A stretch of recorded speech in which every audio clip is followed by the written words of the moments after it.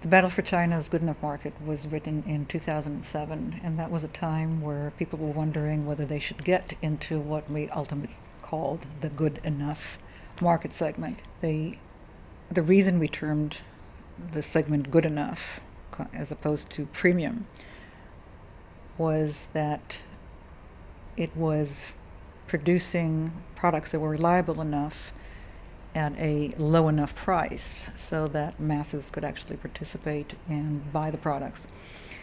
At the time, the dominant wisdom was that quote-unquote Western products should stay premium and that eventually people would migrate up to them.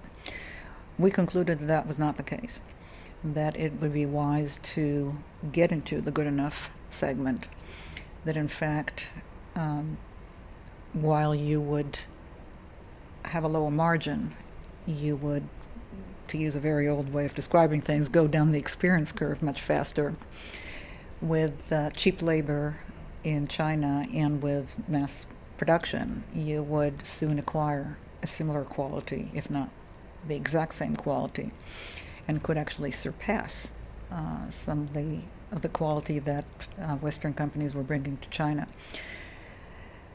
That turned out to be the case.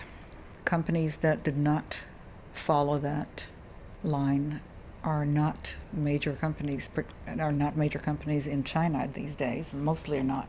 What companies in the good enough segment ended up doing was indeed producing at high volume, pricing very reasonably, and then upping their quality pretty fast, so that companies that at the time, Chinese companies that at the time nobody heard of when we wrote the article in 2007, today are among the highest quality,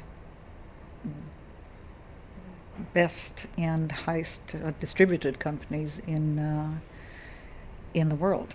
So those companies have migrated from China to be dominant in the Western world.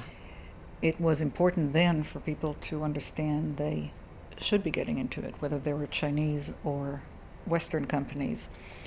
It was important that companies understand that it wasn't only the battle in China that would be won based on how you played in China, but it was a battle for dominance in the world.